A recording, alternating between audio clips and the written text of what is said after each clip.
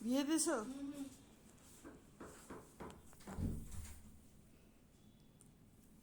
আসসালামু আলাইকুম ওয়া রাহমাতুল্লাহি ওয়া বারাকাতুহু। আলহামদুলিল্লাহ, আলহামদুলিল্লাহি রাব্বিল আলামিন। আসসালাতু আসসালামু আলা সাইয়্যিদিল মুরসালিন ওয়া আলা আলিহি ওয়া আসহাবিহি আজমাইন। রব্বিশরাহ লি সদরি ওয়া ইয়াসসির লি আমরি ওয়াহলুল উকদাতাম মিন লিসানি ইয়াফকাহু কওলি। রব্বি জিদনি ইলমা। আজকে আমি সূরা আল কদর, যেটি মক্কায় নাজিল হয়েছে, সেই কদর সম্পর্কে আলোচনা করব ইনশাআল্লাহ। তাই আমি সূরা কদরটি তেলাওয়াত করছি। আউযু বিল্লাহি মিনাশ শাইতানির রাজিম। বিসমিল্লাহির রহমানির রহিম। ইন্না আনজালনাহু ফি লাইলাতুল কদর ওমা আদরাকা মা লাইলাতুল কদর। লাইলাতুল কদরি খায়রুম মিন আলফিশ শাহর। তানাজ্জালুল মালাইকাতু ওয়ার-রূহু ফিহা বিইذনি রাব্বিহিম মিন কুল্লি আমর। সালামুন হিয়া হাত্তা মাতলাইল ফাজর। এর সরল অর্থ হচ্ছে, আমি এ কুরআন নাজিল করেছি কদরের রাতে। তুমি কি জানো কদরের রাত কি? কদরের রাত 1000 মাসের চাইতেও বেশি ভালো। ফেরেশতারা ও রূহ এই রাতে তাদের রবের অনুমতিক্রমে প্রত্যেকটি হুকুম নিয়ে নাজিল হয়। এ রাতটি পুরোপুরি শান্তিময় ফজরে উদয় হওয়া পর্যন্ত।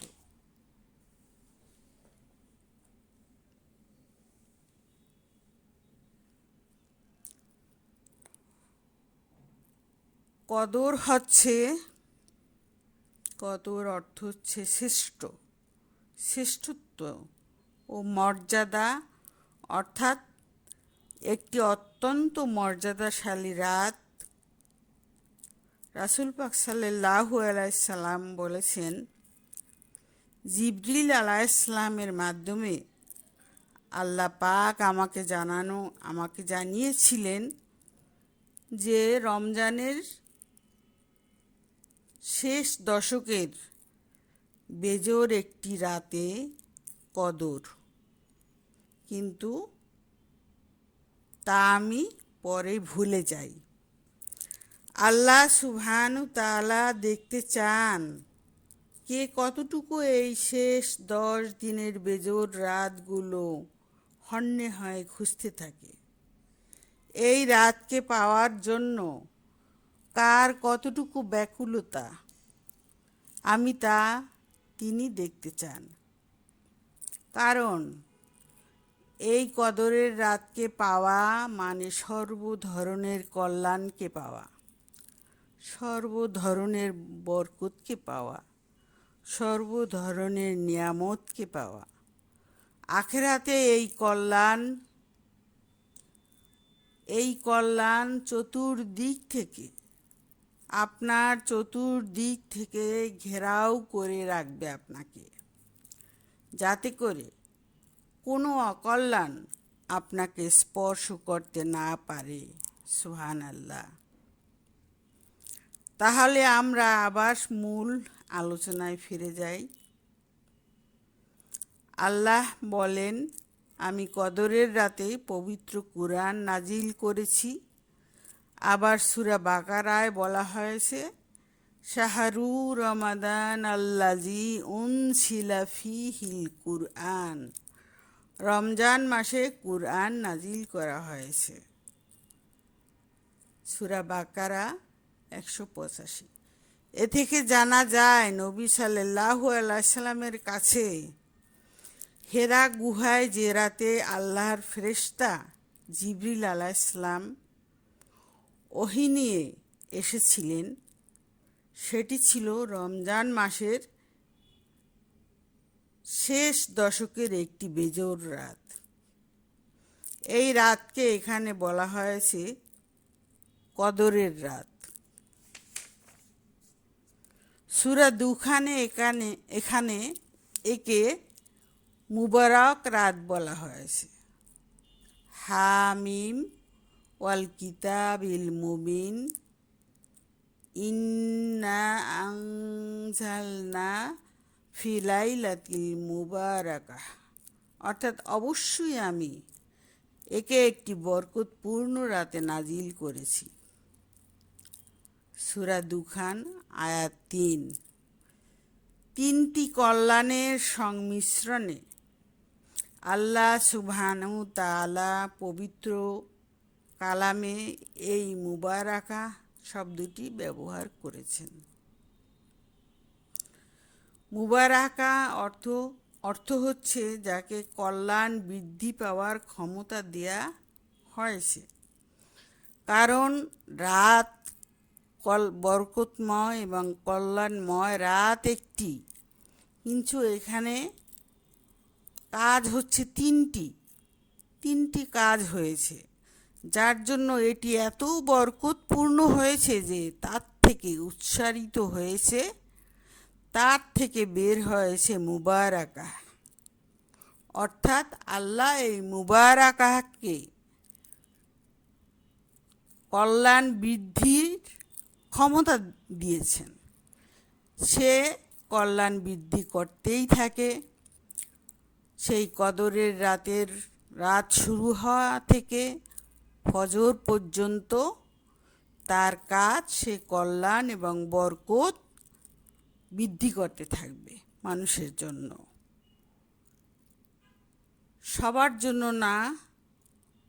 যিনি সেই রাতকে অন্বেষণ করবেন এবং আল্লাহর দরবারে দাঁড়াবেন, অশ্রুসজল নয়নে ক্ষমা চাইবেন, তাদের জন্য এই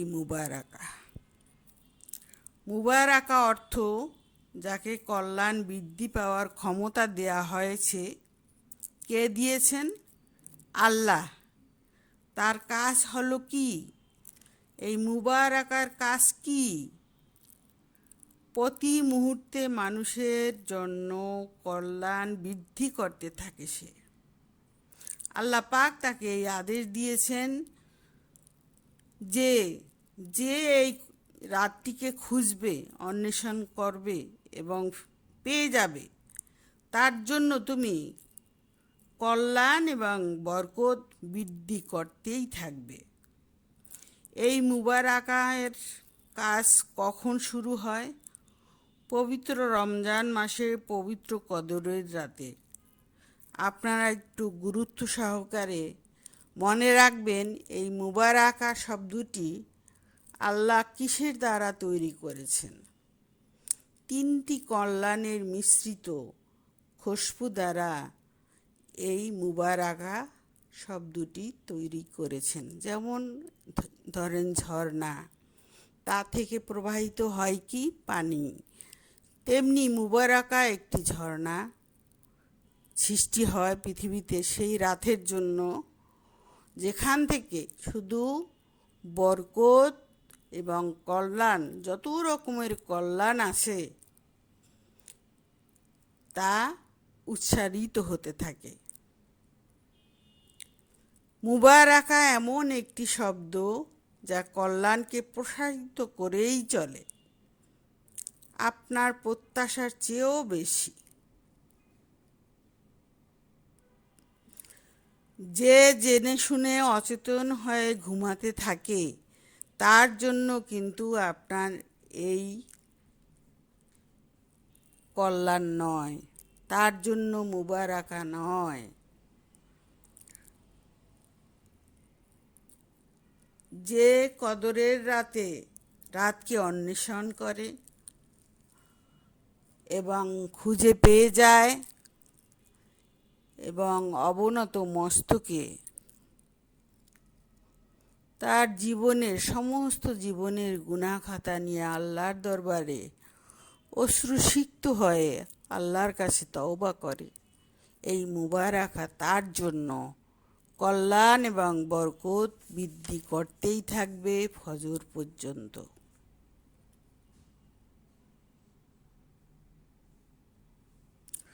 তাহলে আমি একটু বিস্তারিত জানাবো যে 3টি কল্যাণ কিভাবে একত্রিত হলো, যার দ্বারা মুবারাকা সৃষ্টি হয়েছে।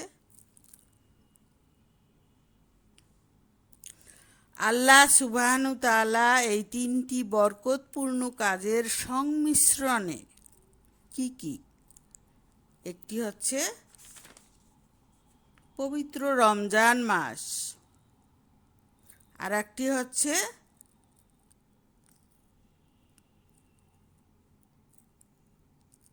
রমজানের শেষ দশকের বেজর রাতে কদরের রাতটি যে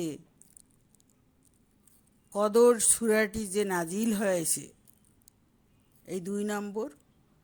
আরেকটি হচ্ছে এই পবিত্র রাতেই আমার রাসূল পাক সাল্লাল্লাহু আলাইহি সাল্লামের কাছে হেরা গুহায় জিবরিল আলাইহিস সালাম সূরা আলাকের 5টি আয়াত নিয়ে ওহী করেছেন। এই 3টি কল্যাণের সংমিশ্রণে মুবারাকা শব্দটি আল্লাহ পাক নহরটি বা ঝর্ণাটি তৈরি করেন, যা থেকে সেই রাত শুরু হবে, সেই মুবারাকার ঝর্ণা থেকে প্লাবিত হবে আপনার কল্যাণ আর বরকত।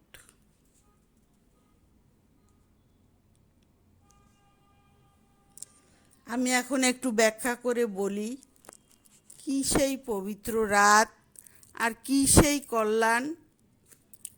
প্রথম নাম্বারে হচ্ছে পবিত্র মাস রমজান মাস। এ মাসে কদরের রাতে কোরআন নাজিল হয়েছে। রাসূল পাক সাল্লাল্লাহু আলাইহি সাল্লাম যখন হেরা গুহায় আল্লাহর ধ্যানে মগ্ন ছিলেন, তখন জিবরিল আলাইহিস সালাম এই সর্বপ্রথম সূরা আলাকের 5টি আয়াত হুজুর সাল্লাল্লাহু আলাইহি সাল্লামের কাছে ওহী করেন। প্রথম আয়াতটি হচ্ছে ইকরা বিসমি রাব্বিকাল্লাযী খলাক। তাই এটা একটি পবিত্র রাত। এ রাতে কোরআন ওহী করার সিলসিলা এই পবিত্র কদরের রাতে শুরু হয়েছে, তাই এটা একটি পবিত্র কল্যাণের রাত। 2 নম্বর, পবিত্র কদরের রাত বরকতপূর্ণ রাত। রমজানের শেষ দশকের একটি বেজোর রাতে সূরা আল কদর নাজিল হয়েছে। কদরের সম্মানার্থে গোটা একটি সূরা নাজিল করেছেন আল্লাহ পাক, তাই এটা একটি মহিমান্বিত ও বরকতময় রাত। 2 নম্বর গেল। 3 নম্বর, রাত একটি বরকতময় এবং কল্যাণময় রাত একটি, কিন্তু কাজ 3টি।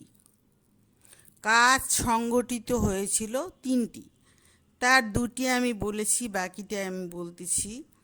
আমাদের প্যারে নবী হযরত মুহাম্মদ সাল্লাল্লাহু আলাইহি সাল্লাম রমজান মাসের শেষ দশকের বেজোড় রাতে, পবিত্র শবে কদরের রাতে আল্লাহ জিবরিল আলাইহিসসালামের মারফত সর্বপ্রথম ওহী করেন। ওহীর সিলসিলা এখান থেকে শুরু হয়। এখন চিন্তা করে দেখুন, এই তিন কল্যাণ ওতপ্রোতভাবে জড়িয়ে আছে।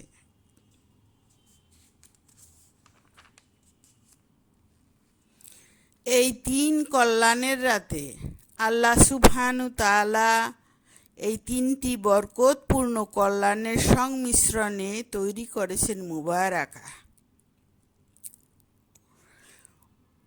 এই মুবারাকা এর উৎস থেকে উচ্চারিত হয় সব রকম ভালো কিছু, সব রকম মঙ্গলজনক কিছু, সব রকম বরকতময় কিছু এবং সব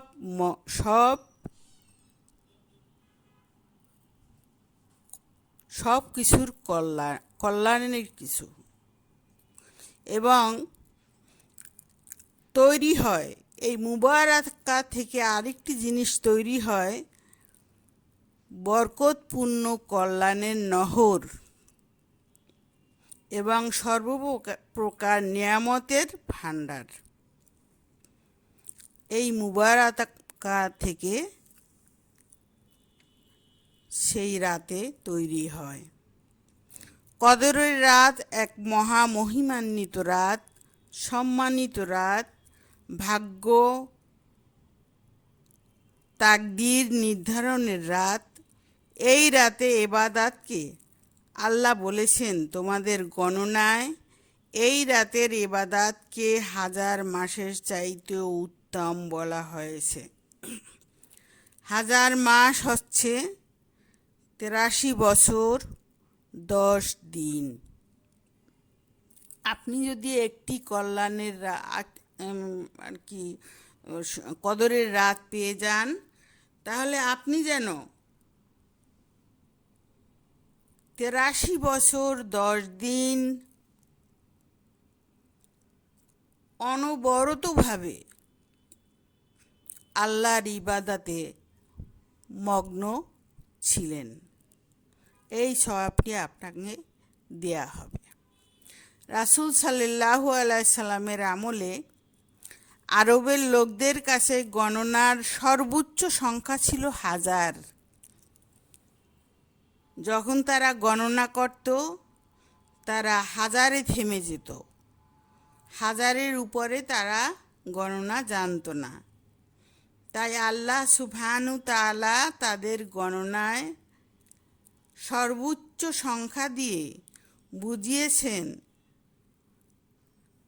আপনি যদি 83 বছর 10 দিন রাতের পর রাত কোনো রকম বিশ্রাম না নিয়ে অনবরত ইবাদতে মশগুল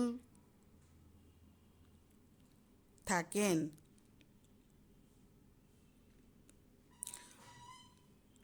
তাহলেও শবে কদরের এক রাত্রির সমান হবে না। আল্লাহ বলেছেন 1000 মাস চেয়ে উত্তম। কারণ আরবরা তখন 1000-এর উপরে কিছু বুঝতো না, তাই আল্লাহ পাক তাদেরকে সংখ্যার বলেন নাই, বলেছেন যদি এই রাত্রিটি তোমরা পেয়ে যাও তাহলে 1000 মাস অপেক্ষায় উত্তম। তোমরা যেন 1000 মাসের উপরে, এখন কত উপরে, কতটা উপরে, আল্লাহ কতটা দিবেন সেটা আল্লাহ পাকই ভালো জানেন। এই রাত আল্লাহর হুকুমে সকল বিজ্ঞ ও হিকমতপূর্ণ বিষয়গুলো ফেরেশতাদের হাতে কার্যকরের জন্য হস্তান্তর করা হয়। অর্থাৎ মানুষের ভাগ্য ও তাকদীর সম্পর্কে বার্ষিক পরিকল্পনা বাস্তবায়নের বিস্তারিত দায়িত্ব অর্পণ করার কথা বলা হয়েছে এখানে। সরকারের যেমন একটা বাজেট থাকে, সেটা যেমন বাস্তবায়ন করে, তেমনি আল্লাহ পাকও এই কদর থেকে সামনের কদর পর্যন্ত বাজেটের বাস্তবায়ন থাকে। এবং সেই বাজেটের বাস্তবায়ন থাকে, এটা সেই রাত যে রাতে আল্লাহর সিদ্ধান্ত ফেরেশতাদের মাধ্যমে এগুলো বাস্তবায়ন শুরু হয়। এই রাতে যে সিদ্ধান্তগুলো আসে তা ধ্বংসের সিদ্ধান্ত নয়, সমস্ত ভালো ভালো সিদ্ধান্তগুলো আল্লাহ নিয়ে থাকেন এই রাতে। আমরা যদি জানতে পারি আজ শবে কদরের একটি বেজোর রাত, শেষ দশকের মধ্যে, আর অলস হয়ে ঘুমের ঘোরে অচেতন হয়ে পড়ে থাকি, তাহলে এ কাজটি হবে বড় ধরনের একটি অপরাধের কাজ। গোটা একটি সূরা নাজিলের রাত, এই রাতের মর্যাদা যেমন বিশাল, তেমনি এর প্রতি অলসতাও একটি ভয়ঙ্কর অপরাধের অন্তর্ভুক্ত। হে আল্লাহ, যারা শবে কদরকে খুঁজে পায় এবং বিনয়ের সাথে ইবাদত করে, আমাদেরকে তাদের অন্তর্ভুক্ত করো।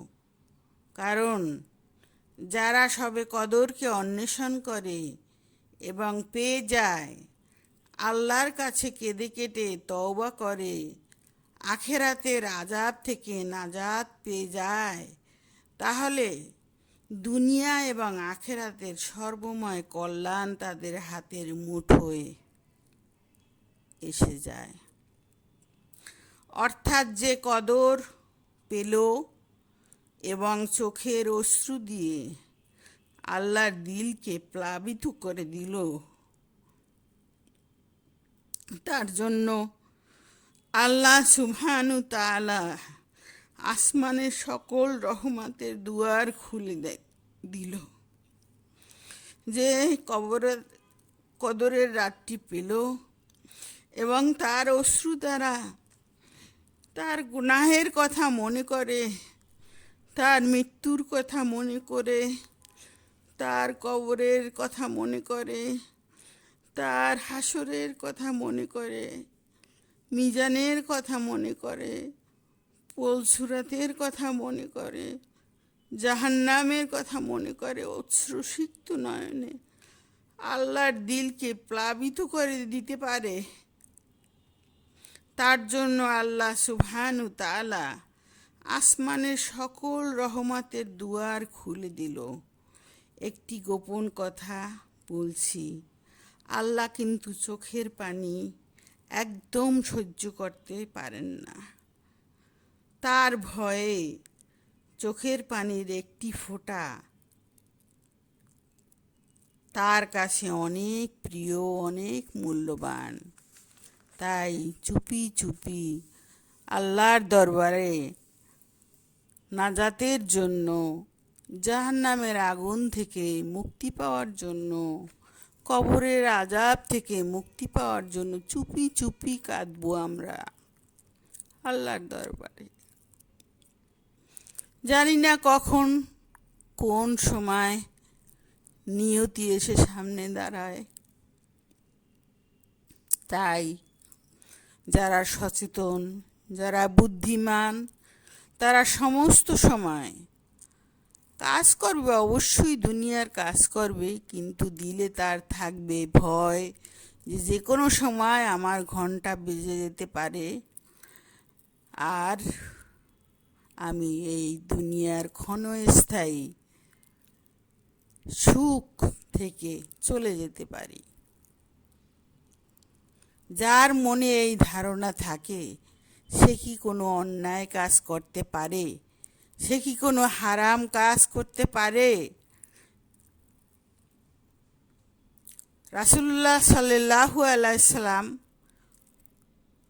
আগের নবী রাসূলের এবং তাদের উম্মতরা, এখানে বলছেন যে রাসূল পাক সাল্লাল্লাহু আলাইহি সাল্লাম ভাবলেন যে আগের যে নবীরা ছিলেন তারা হাজার হাজার বছর বয়স পেতেন এবং তাদের উম্মতরাও হাজার হাজার বছর বয়স পেতেন এতে তারা অনেক নেকি অর্জন করতে পারতেন এবং এটিও জানলেন যে একটি লোক আল্লাহর রাস্তায় তরোয়াল নিয়ে 1000 বছর যুদ্ধ করেছেন। তখন তিনি ভাবনায় পড়ে গেলেন যে আমার উম্মতের বয়স তো একেবারেই কম, তাহলে তাদের সাথে কিভাবে পেরে উঠবে আমার উম্মত। তার অন্তর কাঁদতে লাগলো।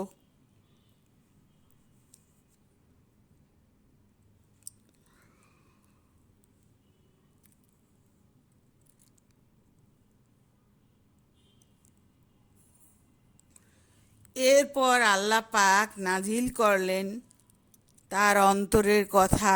আল্লাহ অন্তর্যামী, তার অন্তরের কথা আল্লাহ শুনলেন এবং নাজিল করলেন হামিম ওয়াল কিতাবিল মুবিন ইন্না আনজালনাহু ফি লাইলাতিন মুবারাকাহ ইন্না কুন্না মুনজিলিন।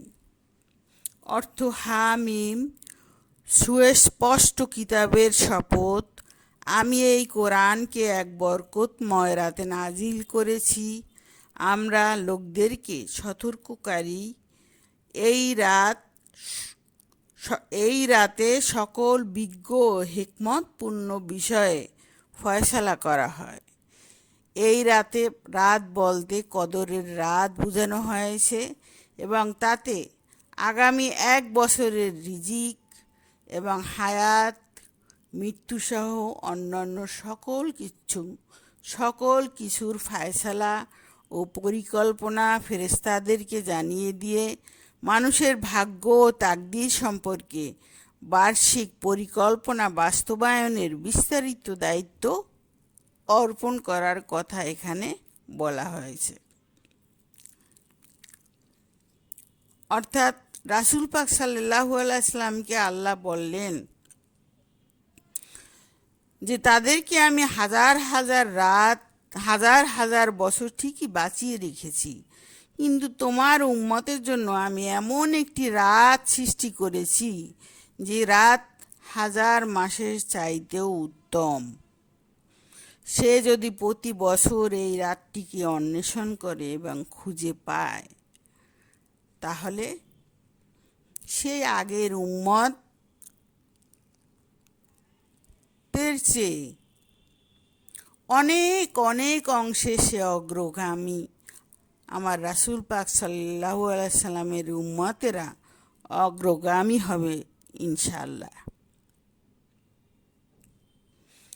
এ রাতটি সূর্যোদয়ের আগ পর্যন্ত সারা রাত ব্যাপী শান্তি ও রহমত বিদ্যমান থাকে।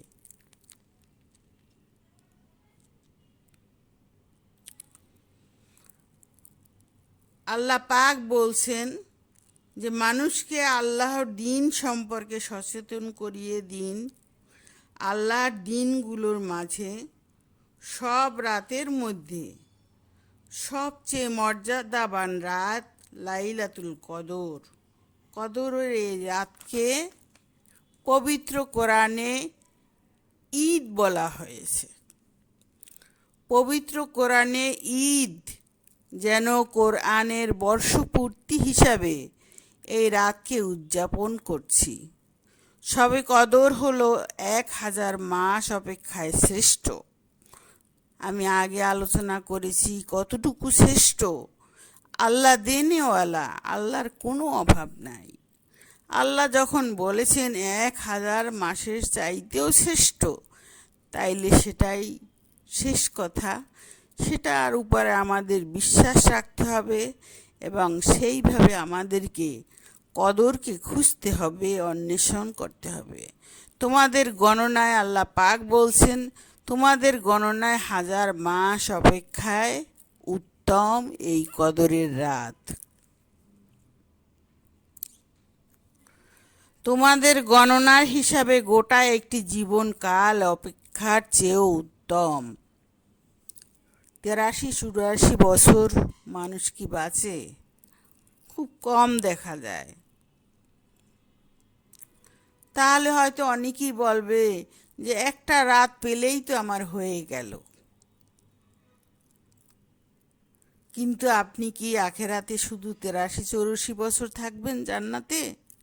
আপনি তো কালের পর কাল, যুগের পর যুগ, দিনের পর দিন, বছরের পর বছর চলতেই থাকবে, সেখান থেকে আপনি আর কোনো দিন বের হবেন না। এত আমোদ, এত উল্লাস, এত ফুর্তি, এত আনন্দ, এত নিয়ামত ছেড়ে আপনি সেখান থেকে বের হতে চাইবেন না। তাইলে আপনাকে কি করতে হবে? প্রতিটি রমজান মাসে এই কল্যাণময়, এই বরকতময় রাতটিকে অন্বেষণ করতে হবে, খুঁজতে হবে এবং সেভাবে আল্লাহর দরবারে অশ্রুসিক্ত নয়নে দাঁড়াতে হবে। আল্লাহ সুবহানাহু তাআলা ইবাদতের কাজে লাগান, আল্লাহ সুবহানাহু তাআলার ইবাদতের কাজে লাগান এই সময়টি, তাহলে যেন গোটা একটি জীবনকাল অনবরত বিরামহীনভাবে আল্লাহর ইবাদতে কাটালেন। আপনি যদি এই রাতটি,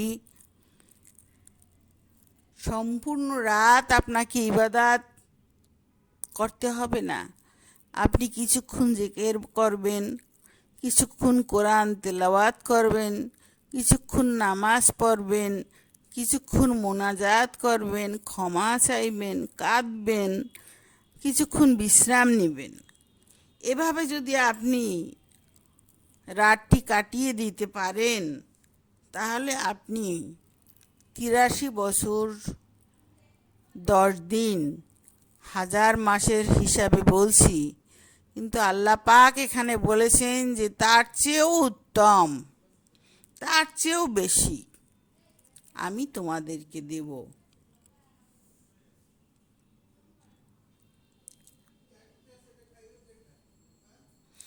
এভাবে প্রতি বছর যদি অন্বেষণ করে পেয়ে যান, তাহলে যে কী পরিমাণ কল্যাণ এবং মহাপুরস্কার নিয়ে আল্লাহ দারুস সালাম, অর্থাৎ একটি জান্নাতের নাম, এটি অর্থ হলো শান্তির নিবাস। আপনি দুনিয়াতে যতই ধন সম্পদ প্রতিপত্তি রোজগার করেন, হীরা মুক্তা সোনা গহনা, সুখ আছে আপনার ঠিকই, কিন্তু আমি বিশ্বাস করি না যে শান্তি আছে দুনিয়াতে। কিন্তু আসলে কি নাই? শান্তি নাই। সুখে থাকতে পারেন কিন্তু শান্তি নাই। শান্তি কোথায় আছে? দারুস সালাম।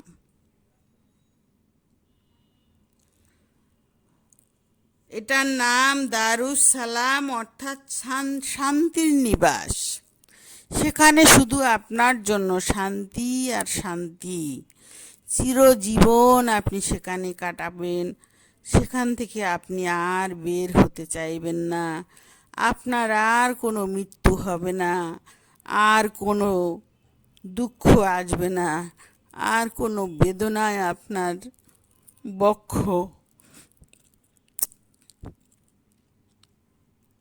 বেদনাদায়ক হবে না। আপনার জন্য অপেক্ষা করছে, তা আপনাকে বোঝার ক্ষমতা এই রাত্রিটি। আল্লাহ পাক বলছেন যে এই রাত্রিটি তোমাদের বাকি জিন্দেগির গতিপথ ঠিক করে দিতে পারে। যদি তোমরা এভাবে কদরকে অন্বেষণ করে খুঁজে পেতে থাকো, আমি আশা করি, এটা আল্লাহ বলছেন না, আমি বলছি, এর অর্থ আল্লাহ পাক ব্যাখ্যা করেন নাই, আমি বলছি, আমি আশা করি সিরাতাল মুস্তাকিমের পথ, জান্নাতের পথ বড়ই কঠিন। আল্লাহ পাক বলছেন যে বাকি জিন্দেগির গতিপথ ঠিক করে দিবেন তিনি। তাহলে কি করা হবে?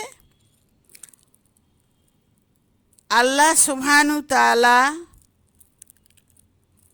সেই রাস্তাটিকে, সেই জান্নাতের রাস্তাটিকে, যেটি অত্যন্ত কঠিন একটি রাস্তা, সেই রাস্তাটিকে আপনার জন্য সহজ এবং সরল করে দেবেন ইনশাআল্লাহ। একটি হাদিস, ড আ ফ ম আবু বকর সিদ্দিক রাসূলুল্লাহ সাল্লাল্লাহু আলাইহি সাল্লাম বলেছেন, জান্নাতের 100টি স্তর রয়েছে।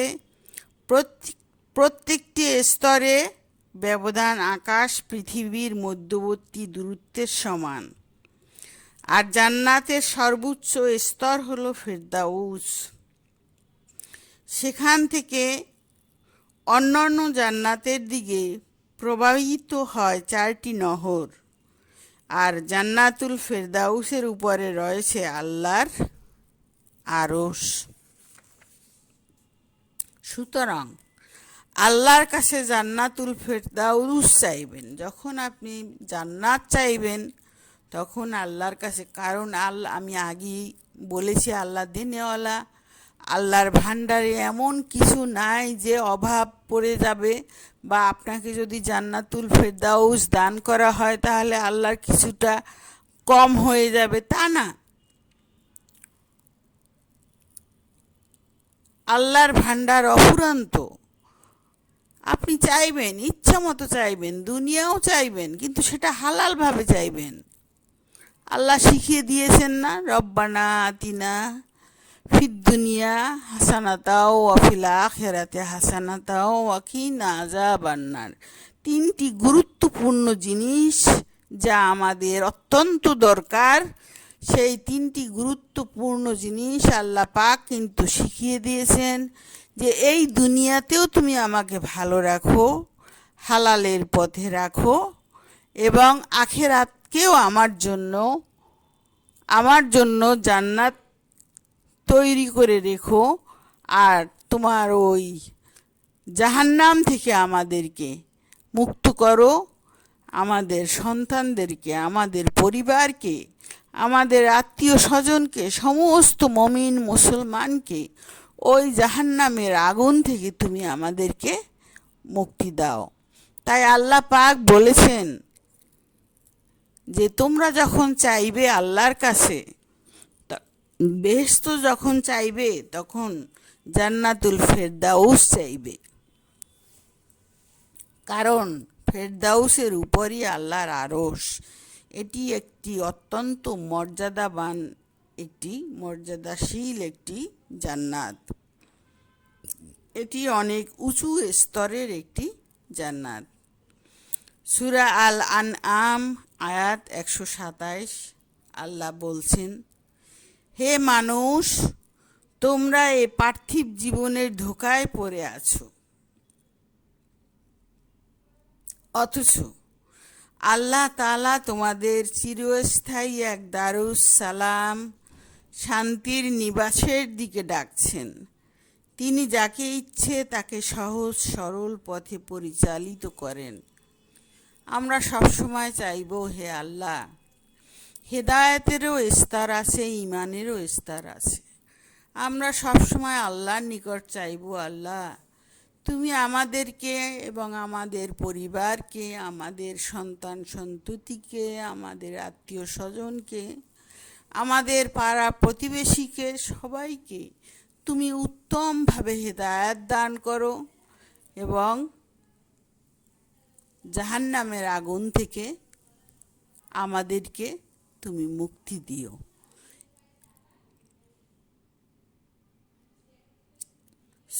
সূরা আল বাকারা থেকে আয়াতটি নেওয়া হয়েছে। আরেকটি আয়াত আমি তেলাওয়াত করছি বাংলায়। নিশ্চয়ই সেদিন মুত্তাকি লোকেরা বাগ বাগিচা ও ঝর্ণাধারা সমূহের মধ্যে অবস্থান করবে। তাদের রব তাদের যা কিছু দেবেন তা তারা সানন্দে উৎসাহের সাথে গ্রহণ করবে। গ্রহণে মশগুল থাকবে। দুনিয়াতে তারা সদা কি ছিল, কেন তারা এত কিছু পাবে আল্লাহর কাছ থেকে? কি ছিল তারা, কি করতো তারা দুনিয়ায়? তারা ছিল সদাচারী, তাদের আচরণ ছিল অত্যন্ত কোমল। প্রত্যেকের সাথে তারা কোমল ব্যবহার করত। এটি একটি সৎ কাজ, আর প্রত্যেকটি সৎ কাজই একটি ইবাদত। আর কি ছিল? ন্যায়নিষ্ঠ ছিল। আপন পর ভেদাভেদ করত না। তারা কি করত? সব সময় ন্যায়ের যেদিকে ন্যায় তারা সেদিকেই, তার দিকেই দাঁড়াতো। আর কি করত তারা? রাতের খুব কমই তারা শয়ন করত। রাতে তারা খুব কমই শয়ন করত এবং তারাই রাতের শেষ প্রহরে ক্ষমা প্রার্থনা করত।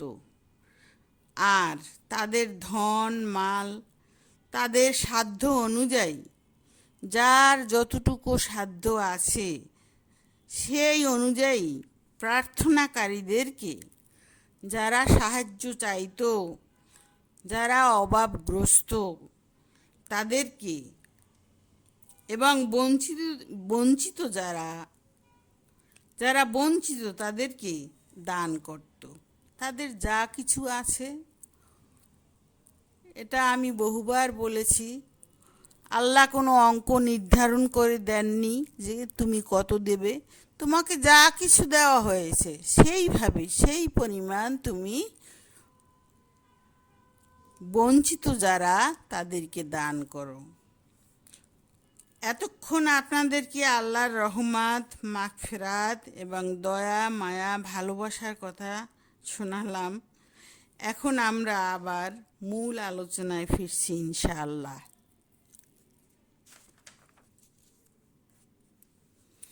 এই মহামূল্যবান কদরের রাতে আমরা আন্তরিকভাবে এবং অবনত মস্তকে আন্তরিকভাবে আমাদের জিন্দেগির গুনাহ খাতা নিয়ে অশ্রুসিক্ত নয়নে আল্লাহর সামনে দাঁড়াবো। সর্বপ্রথমে যা আমরা করব, আপনারা বলবেন যে আমরা তো জানি। আপনারা জানেন, আমি জানি, তবুও আমার কর্তব্য আমি একটু বলি। আপনারাও শুনলেন, আমার মনেও আবার গেঁথে গেল। বলার সময় কিন্তু নিজেও শোনে, নিজেও আর একটু বেশি বোঝে। তখন সর্বপ্রথমে আল্লাহ সুবহানাহু তাআলার কাছে মুনাজাতের সময় প্রথমে খাঁটি তওবা করে নিব। আমরা প্রথমে কি করব? খাঁটিভাবে তওবা করে নেব। এমন তওবা করব, তওবাতুন নাসুহা। এমন তওবা করব যে না আল্লাহ, আমি আর সেই সময় এই গুনাহের কোনো গুনাহের কাজ আর করব না আল্লাহ, তুমি মেহেরবানি করে, হে আল্লাহ। তারপর আল্লাহর সুন্দর সুন্দর নামগুলো আমরা পড়তে থাকব এবং দরুদ শরীফ আপনি যতটুকু আপনার ধৈর্যে কুলায় অতবার দরুদ শরীফ পাঠ করবেন। সবচেয়ে ওই দরুদ শরীফটি উন্নত মানের, যেটি দরুদে ইব্রাহিম বলা হয়, আমরা যেটি নামাজে পড়ি। এই দরুদটি পড়বেন। যতবার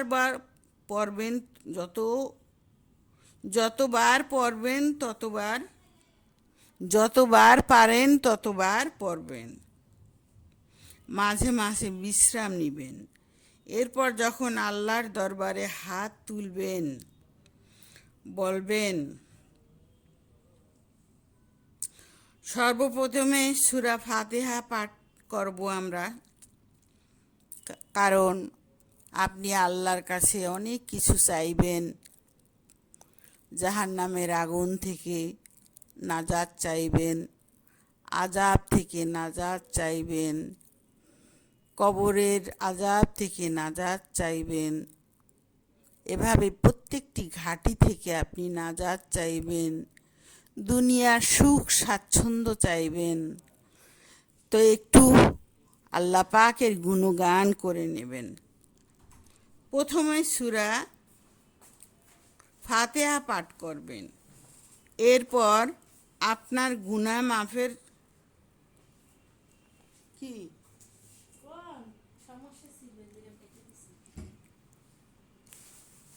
সর্বপ্রথম সূরা ফাতিহা পাঠ করবেন। এরপর আপনার গুনাহ মাফের যত রকম জানা আছে আপনি জানেন, আপনার গুনাহ সম্পর্কে আপনি ভালো জানেন, সেটি যে আরবিতে বলতে হবে তা না, আপনি বাংলায়ও বলতে পারেন। সমস্ত বুক উজাড় করে দিয়ে সেদিন আপনি আপনার গুনাহ মাফ চাইবেন, আপনার সুস্থতা কামনা করবেন আল্লাহর কাছে, অন্যান্য যা কিছু আপনার ভালো কিছু সব কিছু চাইবেন। এরপর আপনার জীবনে যত রকম বেদনা আছে অশ্রুসিক্ত নয়নে যত পারেন কাঁদবেন। কারণ একটি কথা আমি আগে আলোচনা করেছি, দুইটি ফোঁটা আল্লাহ পাকের অত্যন্ত পছন্দনীয়। একটি হচ্ছে চোখের অশ্রু, আর একটি হচ্ছে শহীদের রক্ত ফোঁটা। যত পারেন কাঁদবেন চুপি চুপি, কেউ যেন না শোনে, তাহলে এর যে মর্যাদা সেটা অনেক অংশে কমে যায়। প্রথমে যা চাইবেন, হে পরম করুণাময় আমার মাথা থেকে গুনাহের বস্তাটি মেহেরবানি করে নামিয়ে নিন। আমি এর ভার আর বহন করতে পারি না। এই গুনাহের ভার নিয়ে আপনার সামনে উপস্থিত হতে চাই না। আর কিয়ামতের মাঠে কোটি কোটি মানুষের সামনে আমাকে গুনাহগার হিসাবে চিহ্নিত করবেন না পরম দয়াময়। আমাকে সেই দিন লজ্জিত বা লাঞ্ছিত করবেন না। আমার জন্য যদি কোনো জাহান্নাম নির্দিষ্ট হয়ে থাকে, তাহলে কোনোভাবেই যদি তা না নেভে, তাহলে আমার এই দুই চোখের আমার চোখের অশ্রুগুলো সেই জাহান্নামের আগুনের উপর নিক্ষেপ করুন।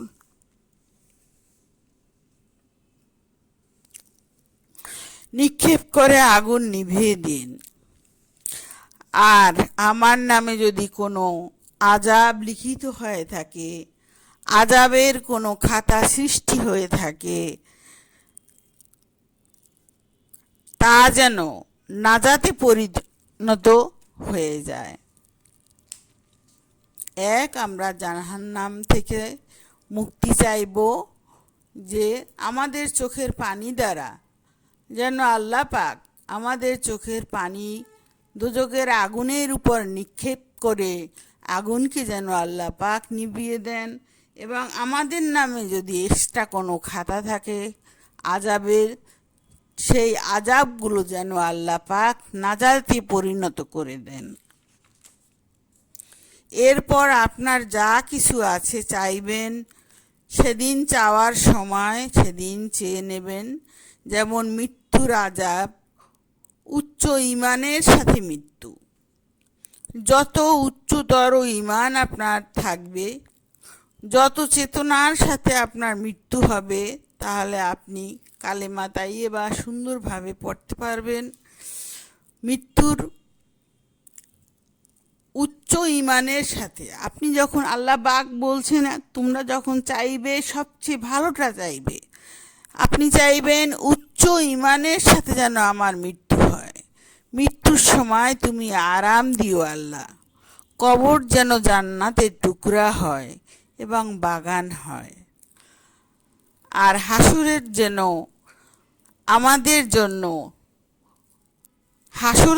আমাদের থেকে আল্লাহ পাক সহজ হিসাব নেন। এই দোয়াটি পাঠ করতে পারেন, আল্লাহুম্মা হাসিবনি হিসাবা ইয়াসিরা, আল্লাহুম্মা হাসিবনি হিসাবা ইয়াসিরা। আল্লাহুম্মা হাসিবনি হিসাবান ইয়াসিরা। হে আল্লাহ, আপনি আমাদের থেকে সহজ হিসাব নিয়েন। মিজানে যেন নেকির পাল্লা ভারী হয়, পোল সুরাতে যেন চোখের পলকের সাথে পার হতে পারি, এবং আল্লাহ যেন আমাদেরকে আমাদের পরিবার সহ জান্নাতুল ফেরদাউসে দাখিল করে দেন।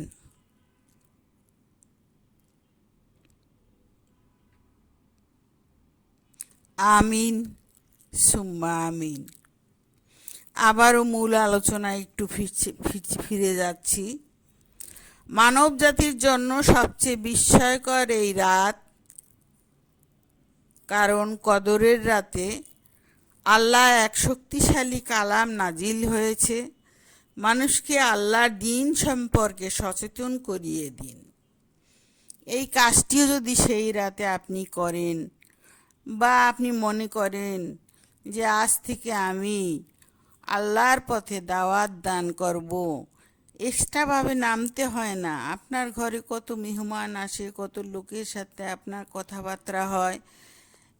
আবার দেখা যায় যে বাচ্চাদেরকে স্কুলে দিয়ে যায় মা, তখন অন্যান্য বাচ্চাদের মায়েরা থাকে, তাদের সামনে একটু বললেন, নামাজের কথা একটু উঠালেন, তাহলেই তো আল্লাহ পাক বুঝতে পারে যে আপনার নিয়ত কি।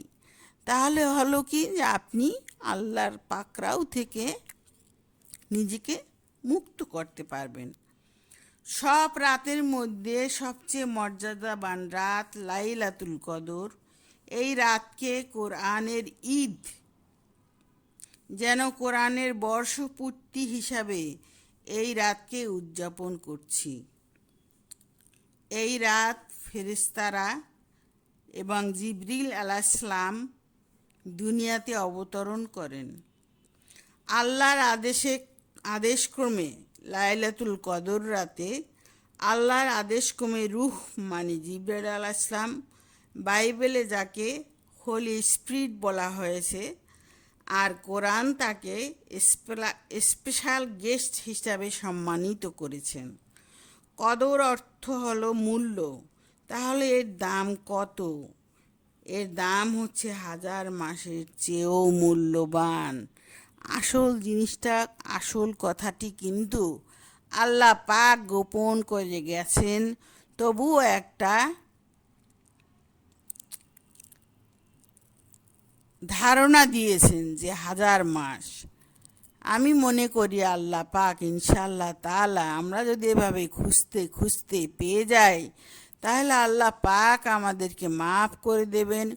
প্রতি রমজানে আমরা যেন, আগেই আমরা দোয়া করব, আল্লাহ আমরা যেন রমজানে সুস্থ থাকি, আমরা যেন রমজানের শেষ দশকের বেজোর রাতে কদরের রাতটা পেয়ে যাই, এবং আমরা যেন জাহান্নাম থেকে মুক্তি পাই। এসব দোয়া আমরা আগে থেকেই করতে থাকব। কদর অর্থ মূল্য, তাহলে এর দাম কত? 1000 মাসের চেয়েও মূল্যবান। কদর আরেকটি অর্থ হলো আল্লাহর আদেশক্রমে ইনি সেই জিবরিল আলাইহিসসালাম যিনি মুসা আলাইহিসসালাম, ঈসা আলাইহিসসালামের নিকট কিতাব নিয়ে এসেছিলেন, যিনি আমার নবী রসুল পাক সাল্লাল্লাহু আলাইহি সাল্লামের উপর ওহী করেছিলেন, ওহী নিয়ে আসতেন, যিনি আসমান বলেন, পৃথিবী বলেন সবার মান্যবর। আল্লাহ পাক নিজেই তার সম্পর্কে বলেছেন তিনি অত্যন্ত সম্মানিত ফেরেশতা।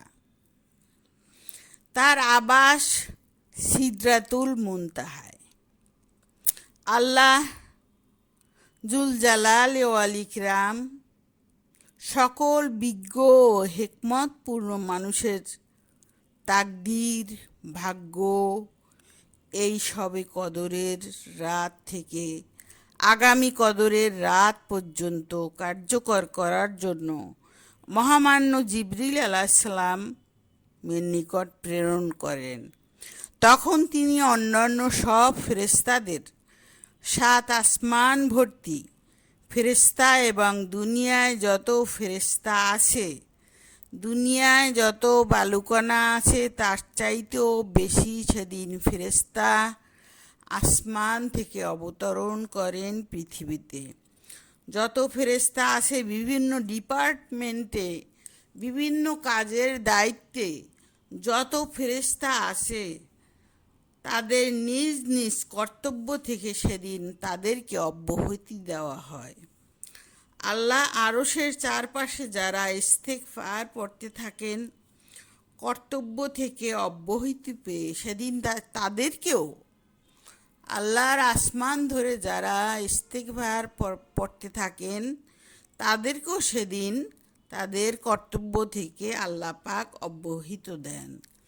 দলে দলে ফেরেশতারা এই কোরআনের ঈদ বা বর্ষপূর্তি উৎসবে তারা অংশগ্রহণ করে থাকেন এবং প্রতিটি মানুষকে তারা 1 বছরের জন্য তাদের তাকদীর, তাদের ভাগ্য আল্লাহর সিদ্ধান্ত অনুযায়ী তাদের গলায় পরিয়ে দেন তাদের নিয়তি। এখনো সময় আছে। আল্লাহর নিকট আত্মসমর্পণ করুন। সকল পাপ পঙ্কিলতা থেকে আমরা যেন বিশুদ্ধ হতে পারি। মৃত্যুর অনেক আগেই যেন আমরা সকল পাপ, সকল পঙ্কিলতা থেকে বিশুদ্ধ হতে পারি। খোদাদ্রোহিতা থেকে নিজেকে রুখতে পারি, থামাতে পারি।